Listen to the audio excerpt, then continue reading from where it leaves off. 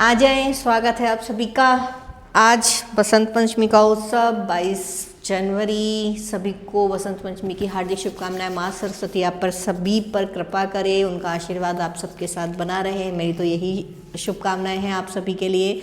हम बात कर रहे हैं यहाँ आरोह भाग 2 कक्षा 12 के हिंदी पाठ्यक्रम के बारे में, जहाँ पर हमने अपने 8 पाठ हमने कंप्लीट कर लिए हैं। आज हम बात कर रहे हैं लास्ट जो काव्य खंड का जो पाठ है उमाशंकर जोशी जी के बारे में। ठीक है, तो उमाशंकर जोशी जी ये गुजरात में सन 1911 में इन्होंने जन्म लिया। इनकी कुछ इन्होंने कविताओं के अलावा एकांकी, कहानी, निबंध, उपन्यास और इसके अलावा कई पत्रिकाओं का भी संपादन किया। इसके अलावा जो इनकी जो एक महत्वपूर्ण उपलब्धि ये भी रही कि स्वतंत्रता प्राप्ति के बाद 1947 में संस्कृति नामक पत्रिका का संपादन भी किया। ठीक है, मुख्यतः है इन्होंने जो किया है अपना रचना कार्य वो गुजराती भाषा में किया है। ठीक है, यहाँ पर इनकी जो 2 कविताएं यहाँ पर दी हुई हैं। ठीक है, और एक और जो जरूरी बात है, आप ये भी कह सकते हैं कि इन्होंने कालिदास के अभिज्ञान शाकुंतलम और भवभूति के उत्तरराम चरित का भी गुजराती में अनुवाद किया। इनकी 2 कविताएं यहाँ पर दी हुई हैं, छोटा मेरा खेत और बगुलों के पंख। इन दोनों को यहाँ पर हिंदी भाषा में अनुवादित करने का काम रघुवीर चौधरी और भोला भाई पटेल ने किया है, तो ये याद रखिएगा आप। ठीक है, और बाकी 1988 में इनका निधन हो गया था। ऐसा कोई ज़्यादा वो नहीं, बस इनकी रचनाएं आपको याद करनी है, इनके बारे में कोई पुरस्कार आपको रटने नहीं हैं। आज जो हम बात कर रहे हैं वो बात कर रहे हैं इनकी कविता छोटा मेरा खेत की। देखते हैं व्याख्या, लेकिन व्याख्या तक पहुंचने के लिए आपको क्या करना पड़ेगा, हमारे चैनल को लाइक और सब्सक्राइब। तो चलिए पढ़ते हैं, हमारे चैनल को लाइक सब्सक्राइब करते रहें ताकि हम आपके साथ जुड़े रहें। ओके, शुरू करते हैं आज का पाठ। आज हम खेती करने चल रहे हैं, ठीक है ना, आज हम खेती करने चलते हैं। ओके, छोटा मेरा खेत दिख रहा है, थोड़ा सा ऊपर कर देंगे, कोई बात नहीं बाद में। चलिए ओके, नाउ चलते हैं। अब सबसे बड़ी चीज़ ये याद रखिएगा, उमाशंकर जोशी जी ने इसका जो मूल भाव है, मूल भाव इसका सिर्फ इतना सा है, इसका जो मूल भाव है, भाव की अगर हम बात करें तो यहाँ पर कवि जो कर्म है, यानी कवि जो अपनी रचनाएं करता है, कवि कर्म को किसान कर्म के समान बताया है। एक लाइन में अगर पूरी कविता को हमें लिखना है भाव में, तो इसमें यह है कि जो कवि का जो कर्म है उसको किसान के कर्म के समान बताया। कवि का कर्म क्या है, रचनाएं करना, और किसान का कर्म क्या है, फसल पैदा करना। उन दोनों में किस तरीके से यहाँ पर समानता बताई है वो आप इस कविता में देखेंगे। देखिए कहते क्या है उमाशंकर जोशी जी, छोटा मेरा खेत चौकोना।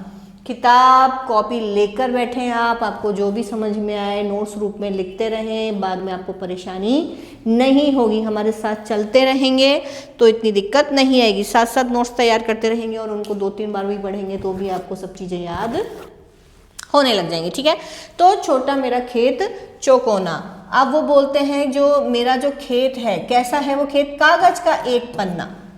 मेरे पास जो कागज का एक पन्ना है, मानो वो मेरा एक छोटा सा चौकोना खेत है। जिस प्रकार से किसान के पास में खेत होता है खेती करने के लिए, मेरा जो खेत रूपी कह सकते हैं जो साधन है वो मेरे लिए मेरा पन्ना है। ठीक है, कोई अंधड़ कहीं से आया, छड़ का बीज वहां बोया गया।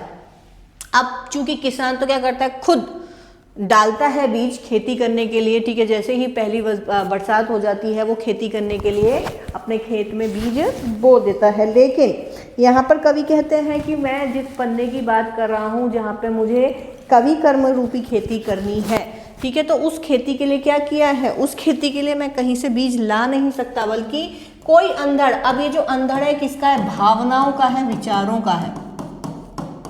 भावनाओं और विचारों का अंधड़ है ये। उनके मन में कोई भाव जगा, उनके मन में कोई ऐसी भावना आई कि ये जो विषय है इस पर लेखन कार्य किया जा सकता है। किसी भावना को, किसी विषय को लेकर के उनके मन में आया कि इस पर लेखन कार्य किया जाए। तो कोई अंदर कहाँ से आया, भावनाओं का जो तूफान था वो उनके अंदर उमड़ा घुमड़ा और क्षण का बीज वहाँ बो गया। और क्षण भर में कोई विचार, कोई एक ऐसा विचार, कोई ऐसा एक भाव जो उस खेती, उस पन्ने रूपी खेती पर कवि कर्म करने के लिए क्या हो गया, बीज रूप का साधन बन गया। मतलब एक बहुत सारे विचारों का तूफान मेरे उसमें चल रहा था, लेकिन उसमें से कोई एक टॉपिक, कोई एक प्रकरण, कोई विषय ऐसा था जिसको मैंने सोच लिया कि अब मैं इसी पे कर्म करूंगा। यानी मैंने अपना निश्चित कर दिया कि मुझे किसकी फसल करनी है, गेहूं की करनी है कि जौ की करनी है कि बाजरे की करनी है। तो मैंने क्या कर लिया, उस चीज़ को फिक्स कर लिया। मैंने अपना जो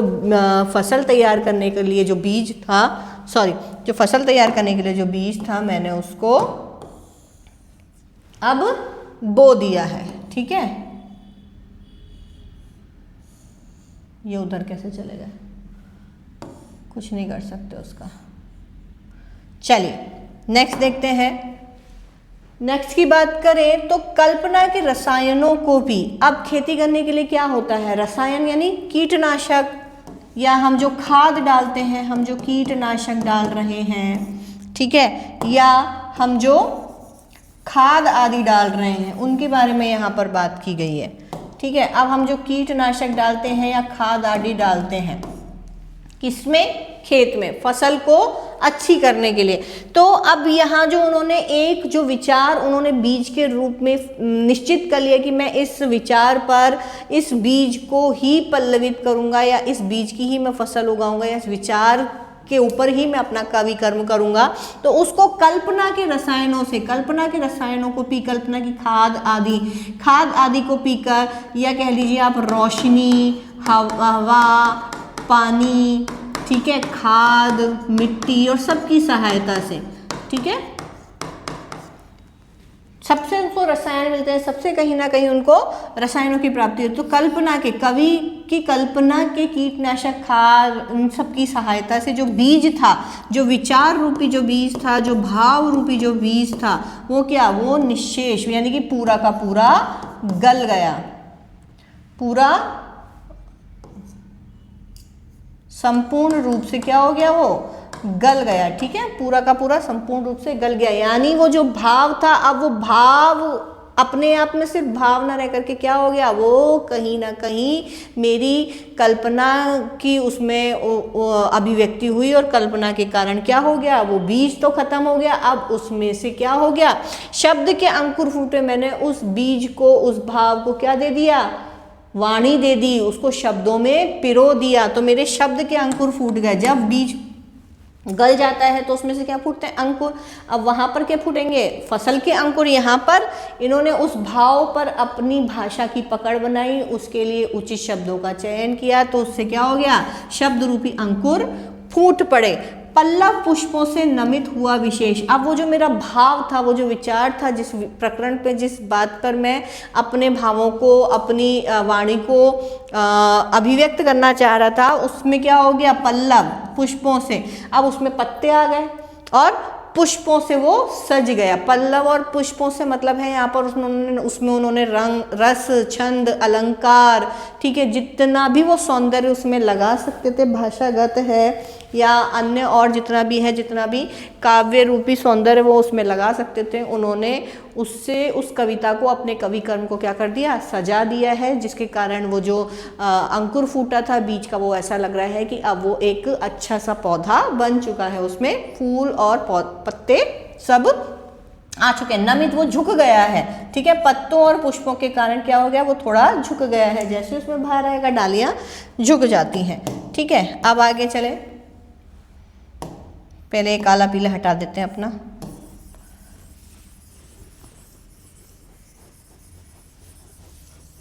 बस इतना सा याद रखना है कि जो किसान खेती कर रहा है उसी खेती को यहाँ पर हम पेज पर कर रहे हैं। झूमने लगे फल, अब उसमें क्या हो गया, फलों में क्या होता है, रस, फलों में क्या होता है, रस। जब कविता बन गई, उन्होंने जिस भाव को लिया था, उस भाव रूपी बीज पर उन्होंने अपनी कल्पना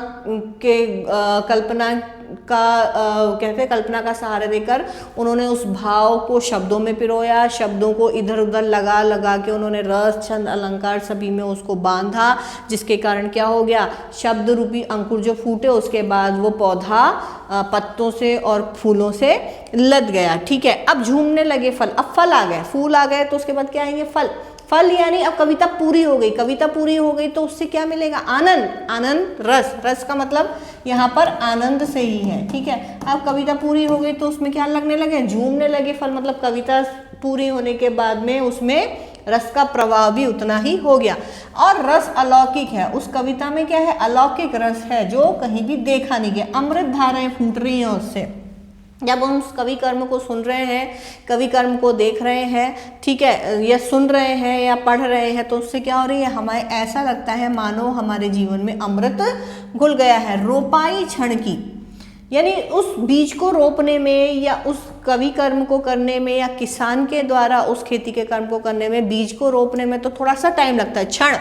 रोपाई यानी बुवाई करने में तो थोड़ा ही टाइम लगता है, लेकिन कटाई अनंतता की, लेकिन उसकी जो कटाई होती है, जो फसल बनती है वो अनंत होती है। किसकी?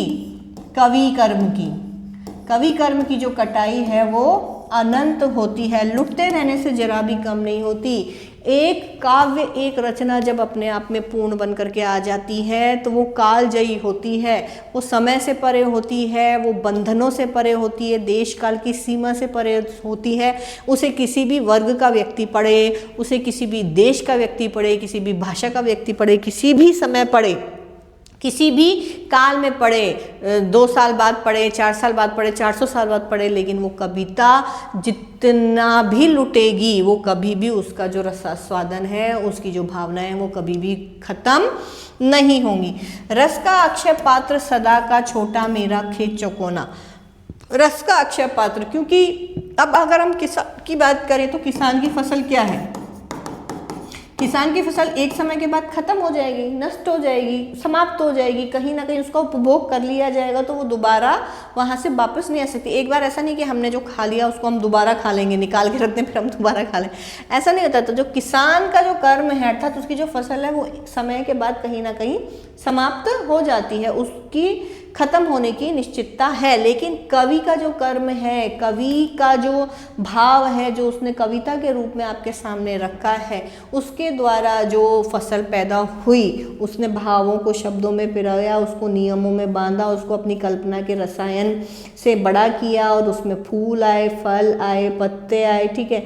अब जो कवि ने जो कल्पना की है उसके द्वारा उसे जो फल प्राप्त हुआ, ठीक है, रस मिला। रस का वो जो अक्षय पात्र है, अक्षय पात्र, अक्षय मतलब जिसमें कभी भी कोई चीज खत्म नहीं। अक्षय पात्र का मतलब होता था पहले, ठीक है, ये अक्षय पात्र वो होता था जिसमें खाना कभी खत्म नहीं होता था, एक तरीके से कह लो। ये सीता माता के पास भी था, द्रौपदी को भी दिया गया था ये, ठीक है। तो अक्षय पात्र जिसमें कभी भोजन समाप्त नहीं होता। अब यहाँ भोजन तो हो नहीं सकता, लेकिन वो रस का अक्षय पात्र है, अर्थात वो जो कविता है, वो जो कवि का कर्म है, वो रस का ऐसा पात्र है जिसमें कभी भी रस की यानी रसास्वादन की क्या होती है? कमी, आस्वादन, रसास्वादन की कभी कोई कमी नहीं होती। उसमें से आप उसे कविता को जब भी पढ़ेंगे आपको उतना ही आनंद मिलेगा जितना आपने पहली बार पढ़ा, दूसरी बार पढ़ा या 10वीं बार पढ़ा उस कविता को, तो भी आपको उससे निरंतर आनंद की प्राप्ति होती रहेगी। छोटा मेरा खुद खेत चौकोना, क्योंकि जो मेरा खेत है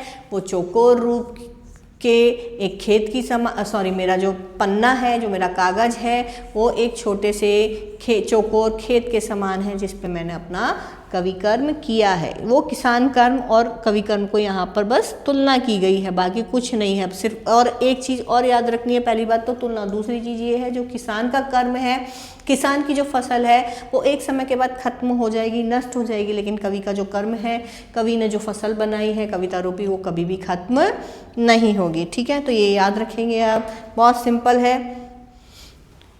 इसी भाव को आप पिरो दें सिंपल अपने शब्दों में, सरल शब्दों में, और इसकी व्याख्या को पढ़ें। इससे जुड़े हुए प्रश्नों का आप उत्तर आराम से दे सकते हैं, ठीक है।